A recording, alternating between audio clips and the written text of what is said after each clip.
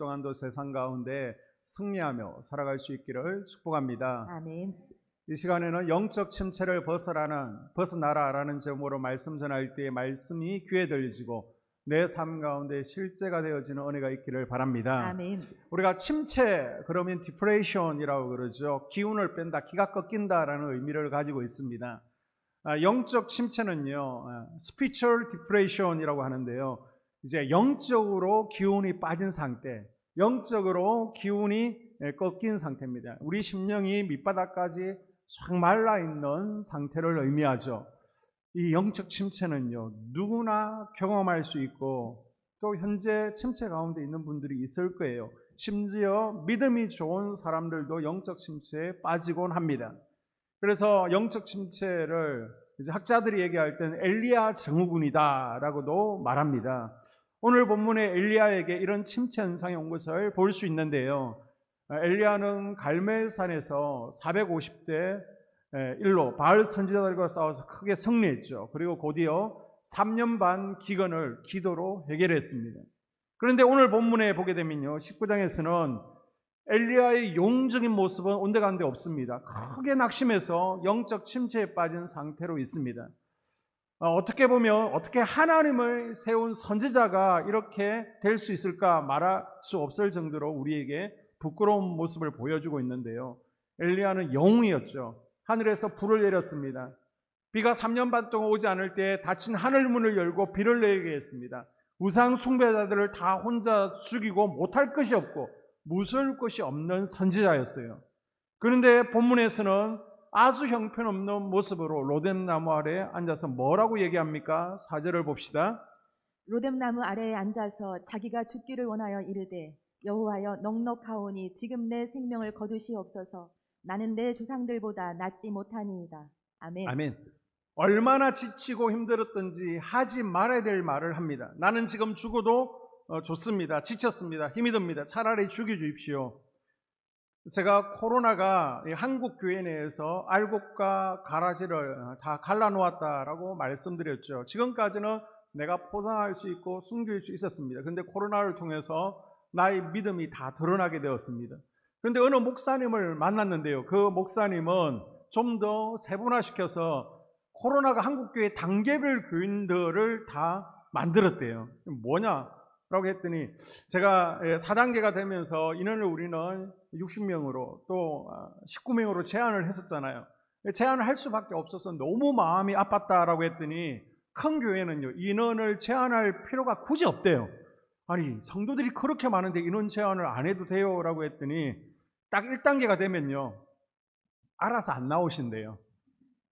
그리고 2단계가 되면 좌석의 30%, 우리는 신청받아야 되잖아요. 우리는 예배에 열심이고 예배를 최고로 여기기 때문에 우리는 신청을 미리 받아야 되는데 정확하게 예배의 30%가 딱 맞춰진대요. 어떻게 본인들끼리 서로 뭐 전화를 하고 인원을 맞췄는지 정확하게 30%가 온다는 겁니다. 3단계가 되면 또 좌석이 20%인가요? 그럼 기가 막히게 사무실에서 조정해 주지 않아도 기가 막히게 20%딱 알아서 맞춰지는 겁니다. 4단계가 되면 제한 인원만큼 교회가 아무리 커도 딱 그 안에서 역시 맞춰진대요. 우리처럼 신청을 받거나 제한할 필요가 없습니다. 나오라고 해도 어차피 나오지 않고 알아서 나오지 않기 때문에 그렇다는 거예요. 여러분, 우리가요, 지쳐 있을 때, 지금 상황과 환경이 어렵고 힘들 때 그 사람의 진짜가 드러납니다. 믿음이 드러납니다. 성령 충만할 때는요, 성령께서 그 사람을 장악하고 있기 때문에 내 속에 있는 옛 사람이 올라오질 않아요. 포장할 수 있어요. 그러나 그렇게 마음의 여유가 있고 마진이 있을 때는 내 개성, 내 지성 누를 수 있습니다. 나를 그럴싸하게 포장할 수 있습니다. 그런데 지치고 힘들면요, 이게 포장이 안 되는 거예요. 그냥 판도라의 상자가 열리는 것처럼 내 속에 있는 것들이 밖으로 다 드러나게 됩니다. 그래서 여러분, 아무리 힘들어도요, 하지 말아야 될 말들이 있습니다. 죽고 싶다, 죽여버리겠다, 갈라서자, 떠나겠다, 예수님 안 믿겠다, 이런 말은 하면 안 되는 거예요. 아멘. 보통 사람도 하면 안 되는데 하물며 선지자 입에서 죽고 싶다, 죽여달라, 이런 말이 지금 나오고 있습니다. 조금 전까지 그 무시무시한 아합과 바알 선지자들 앞에서 눈 하나 깜짝하지 않았던 위대한 선지자가 왜 이렇게 갑자기 전혀 다른 모습으로, 나약한 모습으로 우리에게 나타나고 있는 걸까요? 850대 1의 대결에서도 겁먹지 않고 큰 소리 치던 엘리야에게 이 짧은 시간 동안 도대체 어떤 일이 일어났기 때문에 이렇게 차라리 죽고 싶다라고 기도할 정도가 되었을까요? 자, 내용은 이렇습니다. 아합 왕이 하나님의 크신 이적과 능력을 받죠. 하늘에서 불이 내렸으니까 어마어마하죠. 궁궐로 돌아왔습니다. 굉장히 기분도 좋고 들뜨고 또 은혜를 받아서 이세벨에게 갈멜산에서 있었던 이야기를 다 간증을 했습니다. 그런데 이세벨이요, 이 말을 듣고 아합에게 불같이 화를 내는 거예요. 당신 정신이 있는 거냐고 남편을 혼을 냅니다. 왕은 아합이지만은 성경을 쭉 보게 되면 이세벨이라는 여자가 왕을 능가하는 실세입니다. 보통 우리 가정에서 많이 보는 풍경이죠. 길을 못 펴고 사는 대다수의 남자들처럼 아합도 그랬습니다. 이 이세벨이라는 여자는요, 개성이 강한 여자예요. 분노를 표현할 때 감히 남편이 감당하지 못할 정도로 혈기 분노를 쏟아내고 다혈질이었습니다. 이런 이세벨이 엘리야에게 종을 보내서 내일 이맘때까지 너를 반드시 죽이겠다, 엘리야를 죽이겠다고 선포합니다. 2절을 읽습니다. 내가 내일 이맘때에는 반드시 내 생명을 저 사람들 중 한 사람의 생명과 같게 하리라. 그렇게 하지 아니하면 신들이 내게 벌 위에 벌을 내림이 마땅하니라. 아멘. 목숨 걸고 죽이겠다는 거예요. 내 목숨을 걸고라도 반드시 너를 처단하겠다. 이 보통 여자가 아니죠. 엘리야가 이 이야기를 듣고 낙심합니다. 이해가 잘 되지 않습니다. 갈멜산에서 불을 내리게 하고 또 3년 반 동안 닫힌 가뭄이 든 그 하늘 문을 열고 하나님의 살아계심을 보여줬던 엘리야가 어떻게 여자가 말 한마디 한 것뿐인데 이 말에 무너질 수 있을까요? 두 가지를 생각해 볼 수 있습니다. 먼저는요, 환경이 변하지 않는 것에 대해서 엘리야는 너무 실망이 컸던 거예요.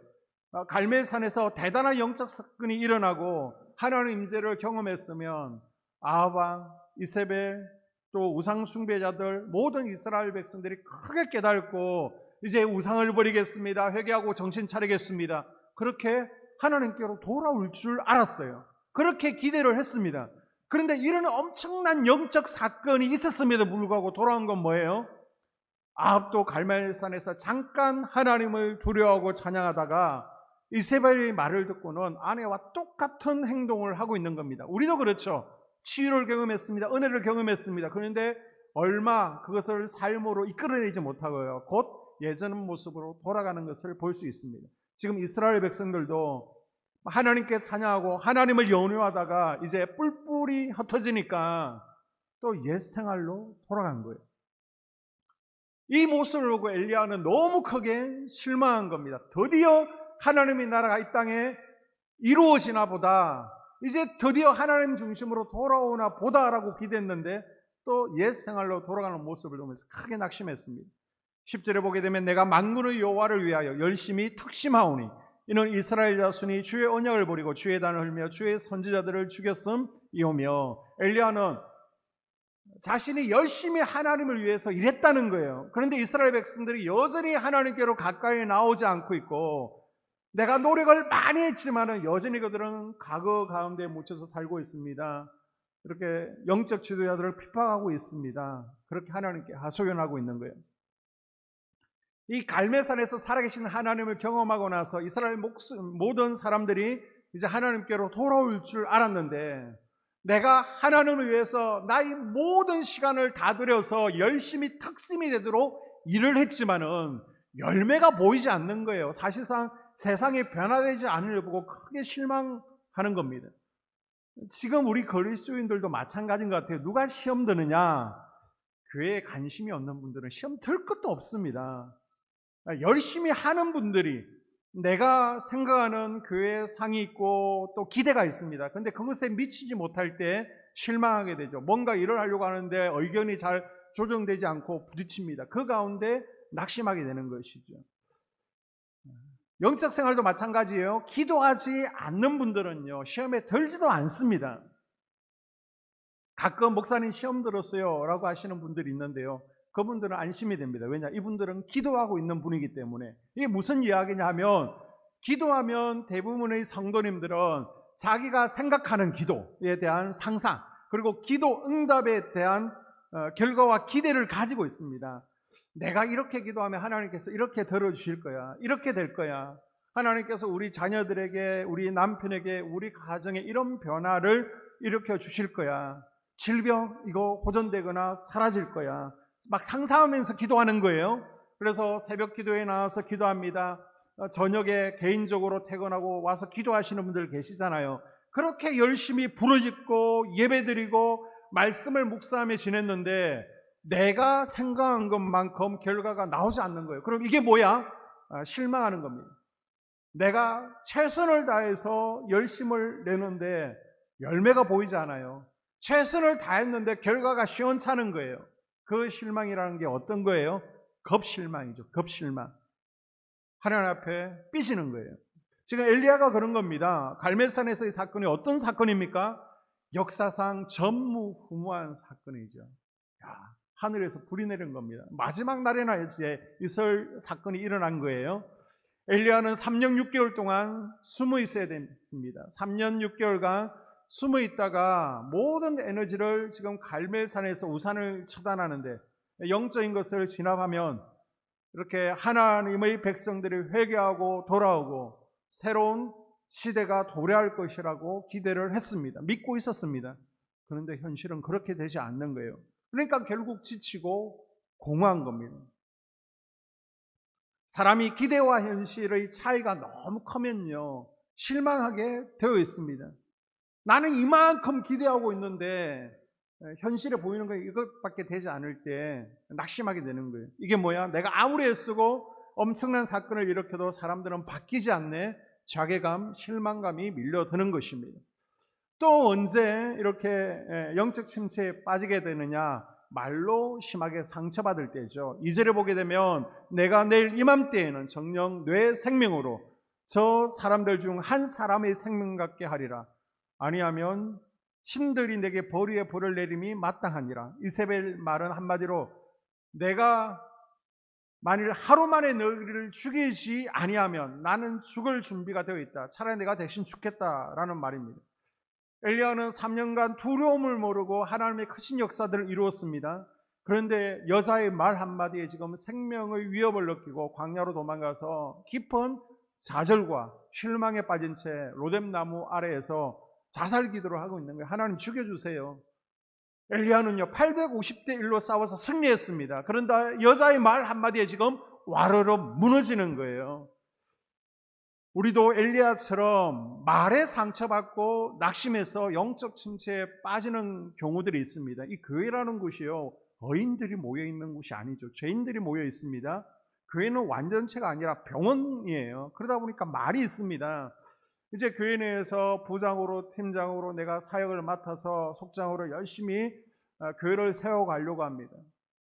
그런데 말이 있습니다. 말이 들리는 거예요. 나는 열심히 하는데 왜 이렇게 했냐, 이렇게밖에 못했냐, 부정적인 분위기가 조성되어집니다.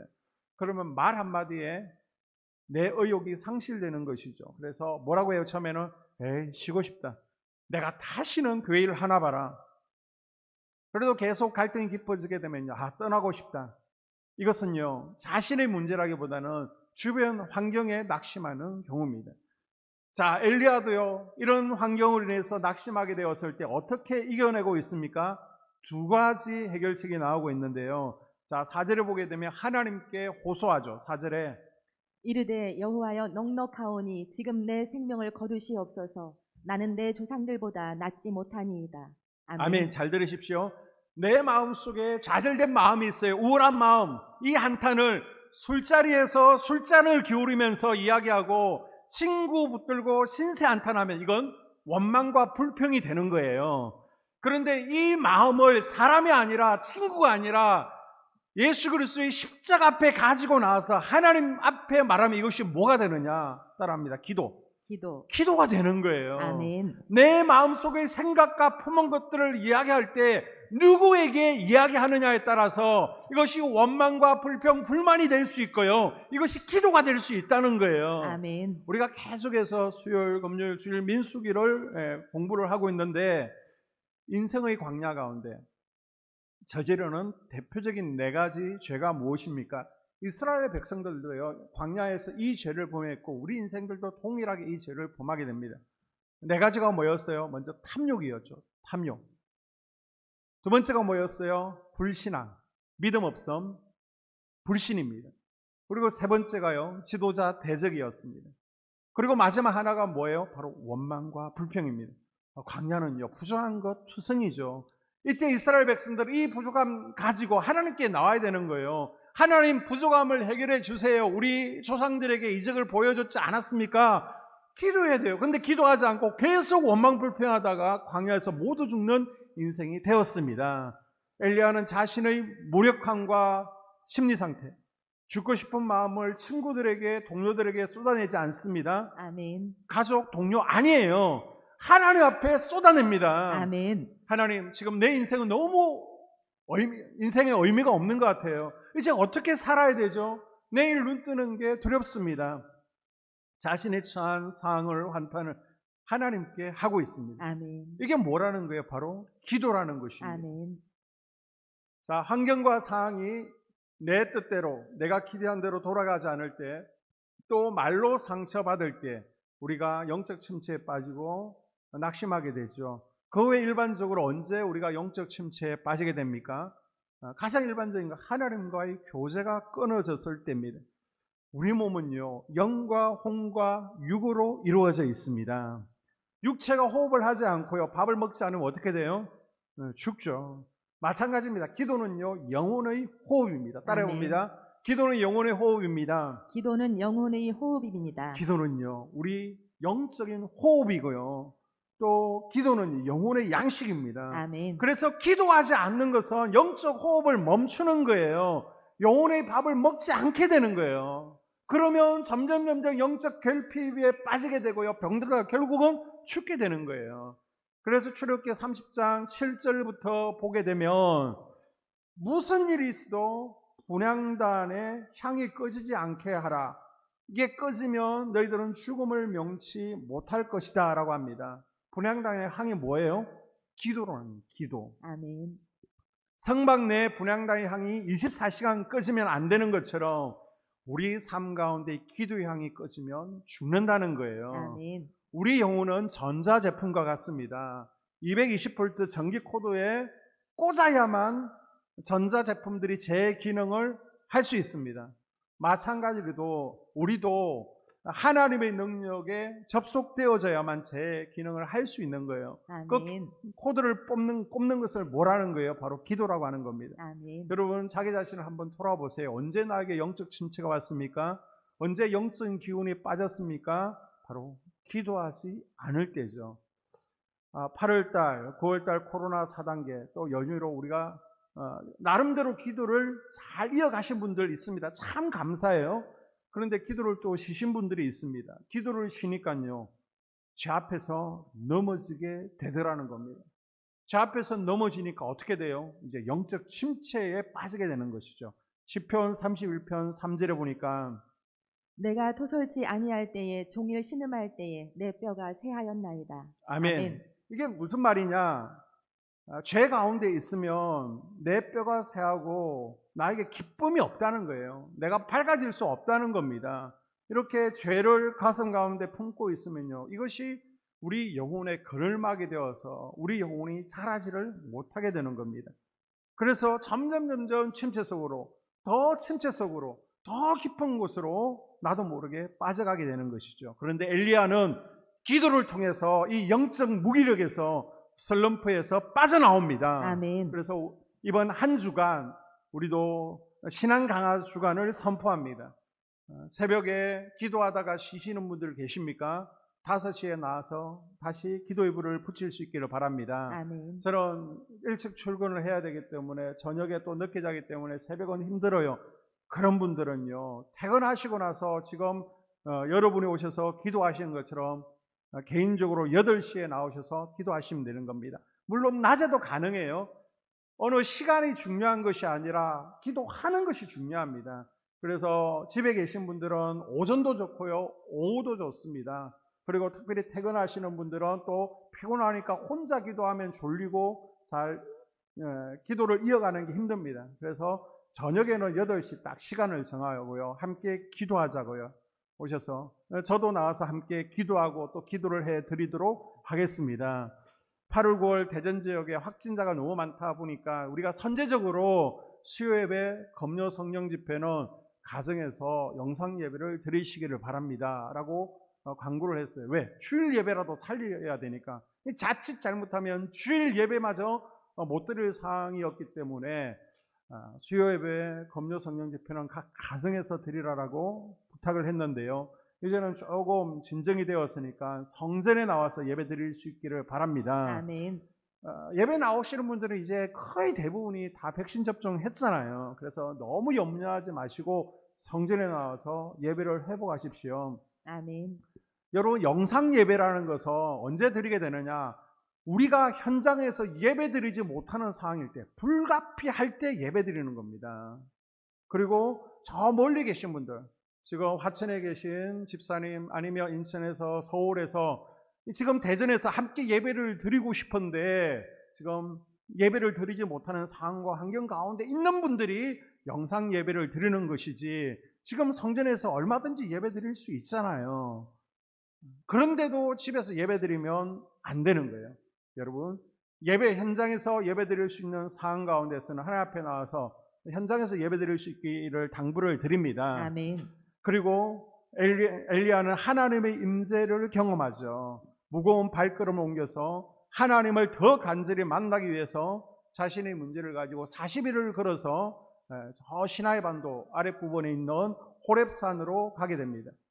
여러분, 호렙산은 어떤 곳입니까?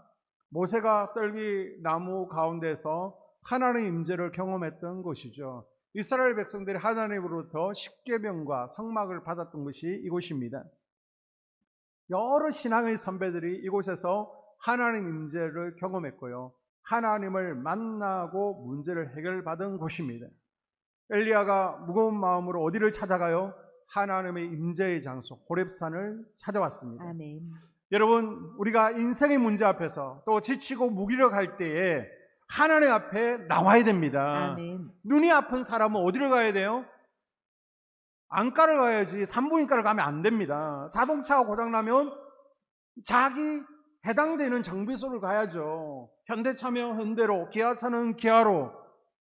하물며 우리 인생을 창조하신 분은 누구예요? 하나님이십니다. 아멘. 우리를 다스리시는 분은 하나님이세요. 아멘. 그렇기 때문에 우리 인생에 문제가 생겼다, 지금 우리 인생이 고장났다, 그러면 하나님 앞에 나와야 AS 받을 수가 있는 거예요. 아멘. 우리가 다시 회복되어지고 살아가게 될 줄로 믿습니다. 아멘. 여러분, 집에만 계시지 마시고요, 성전에 나오십시오. 아멘. 예배를 회복하십시오. 아멘. 자, 엘리야가 호렙산으로 갑니다. 그리고 동굴에 들어가서, 아니 내가 왜 이렇게 되었지? 나는 뭘 해야 되지? 기도하면서 자기의 사역을 정리해 보게 됩니다. 그때 하나님께서는 엘리야에게 다시 한번 힘주시고 회복시키고 임재를 드러내시는데, 하나님의 임재 증거, 내가 너와 함께한다, 너에게 힘을 준다라는 증거로 3가지를 보여주십니다. 11절에 보게 되면 여호와께서 이르시되 너는 나가서 여호와 앞에서 산에 서라 하시더니 여호와께서 지나가시는데 여호와 앞에 크고 강한 바람이 산을 가르고 바위를 부수나 바람 가운데 여호와께서 계시지 아니하며 바람 후에 지진이 있으나 지진 가운데에서 여호와께서 계시지 아니하며. 아멘. 아멘. 이 하나님은 지금도 살아계신 줄로 믿습니다. 아멘. 이 하나님께서는요, 당신이 살아계시다는 것을 우리에게 보여주기를 원하세요. 우리가 아멘. 몸으로 느끼기를 원하세요. 아멘. 그래서 바람처럼 힘에 의해서 하나님의 임재 가운데 우리를 쓰러지게 하기도 하고요, 또 불처럼 우리가 기도하는 가운데, 기도받는 가운데 뜨거움과 열기를 느끼게 해주시는 거예요. 아멘. 그리고 지진처럼 때로는 진동과 떨림으로, 또 손바닥과 머리에 찌릿찌릿한 전류가 흐르는 것처럼 또 각종 은사를 통해서 하나님이 살아계시고 나와 함께 하시는 것을 보여주시고 느끼게 해주시는 겁니다. 아멘. 여러분 가운데 하나님의 살아계심을 영으로 나에게 임하시는 것을 몸으로 이미 많이 경험했고 또 경험을 하고 있습니다. 아멘. 여러분, 현상이 중요한 것은 아니에요. 그러나 하나님의 임재를 몸으로, 현상으로 느끼게 되면요, 느낀 사람들은 짜릿한 쾌감이 있습니다. 야, 하나님께서 정말 살아계시구나. 아니 내가 이렇게 죄인인데도 나를 버리지 않으시고 나를 붙들고 계시구나. 나와 함께 하시는구나. 이걸 통해서 힘을 얻을 수 있는 거예요. 아멘. 이 힘을 얻기 위해서는 우리가 하나님의 임재 가운데로 들어가는 것이 필요합니다. 아멘. 마음의 번제단에 여러분 불이 꺼졌다면 다시 마음의 번제단에 불을 붙이십시오. 아멘. 기도의 향이 꺼졌다면 다시 기도의 향을 지피십시오. 아멘. 목사님, 마음의 번제단에 불이 꺼진 것을, 기도의 향이 꺼진 것을 어떻게 알 수 있습니까? 몇 가지 현상적인 것들이 있습니다. 먼저 예배가 힘들어지는 거예요. 예배에 오기 싫은 거예요. 그럼 마음에 불이 꺼졌구나. 내가 지금 영적 침체 가운데 있구나 라고 느끼시면 됩니다. 그리고 기도하는데 기도가 짧아지는 거예요. 기도가 짧아지고 기도의 분량을 채우지 못하고 점점 기도가 풀리지 않습니다. 막힙니다. 그럼 영적 침체 가운데 있고 지금 불이 꺼진 거예요. 봉사하는데요, 기쁨이 없습니다. 상원하는 마음이 없습니다. 왜 우리 속해만 이렇게 힘들게 하는 거지? 그런 마음이 드는 거예요. 그리고 매사에 짜증나고요, 불만이 생기게 됩니다. 그리고 영적으로 보게 되면 내가 기도하는 가운데 마음의 성전에 불이 있으면 느낄 수 있습니다. 아니면 기도를 받는 가운데도 느낄 수 있는 거예요. 기도를 받는 가운데, 하는 가운데 여전히 뜨거움이 다시 있는지를 한번 확인해 보십시오. 아멘. 하나님의 임재가 경험되어지고 축사가 경험되면 할렐루야, 아직 불이 그래도 살아있는 겁니다. 그런데 내가 기도를 하는데, 찬양을 하는데, 기도를 받는데 아무런 느낌이 없어요. 그냥 밋밋합니다. 그러면 불이 꺼졌을 가능성이 높습니다. 그래서 여러분 다시 마음의 성전의 분향단의 기도의 향을, 마음의 번제단의 불이 다시 회복되어지는 은혜가 있기를 바랍니다. 아멘. 이번 한 주간 우리가 그렇게 해보자고요. 아멘. 우리가 7월, 8월, 9월 푹 쉬셨잖아요. 우리가 어떻게 더 쉬어요? 이렇게 올해를 보낼 수는 없습니다. 그래서 10월, 11월, 12월 4분기는 우리가 영적으로 다시 한번 달려가기를 원합니다. 아멘. 이번 한 주 그래봤자요, 수요일, 금요일은 당연히 예배 나오는 거니까 월화 목밖에 없습니다. 3일만 더 여러분이 집중적으로 기도하시면 되겠죠. 많은 사람들이 덥고 불만하게 하나님께서 아주 강력한 불로, 바람으로, 진동으로 임재해 주셨지만 엘리야는요, 너무 영적으로 탈진해서인지 하나님을요 못 보고 못 느낍니다.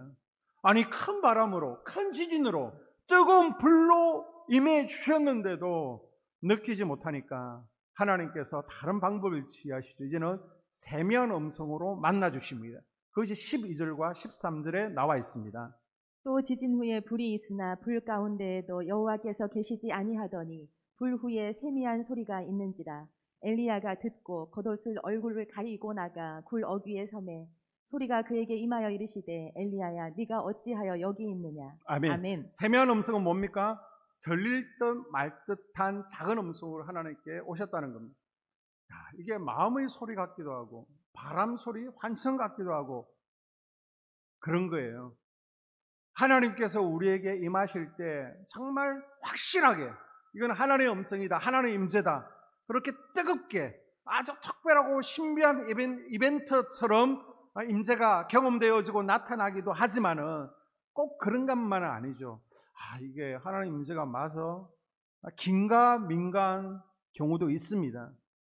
그리고 말씀으로도 하나님께서 임재하시죠. 아멘. 지금도 선포되어지는 이 주일 말씀 가운데 하나님께서 잠잠하게 임하시는 줄로 믿습니다. 아멘. 우리 하나님은요 말씀 자체세요. 아멘. 그래서 선포되는 말씀 가운데도 임하시는 거예요. 아멘. 여러분, 하루 한 장 말씀 읽기, 밴드 묵상 별거 아닌 것 같지만은 하나님의 세미한 음성임을 믿으시기를 바랍니다. 아멘. 그 말씀을 통해서 하나님께서는 여러분을 만나기를 원하시는 거예요. 아멘. 여러분, 수요 예배, 금요 성령 집회 말씀이 별거 아닌 것 같지만 그 가운데 하나님께서 여러분을 만져주시고 아멘. 회복시켜주시고 아멘. 치유를 경험케 해주실 줄로 믿습니다. 아멘. 이 말씀을 통해 찾아오시는 하나님을 경험하려면 아멘. 내 온 마음과 생각과 감정까지도 집중이 필요한 거예요.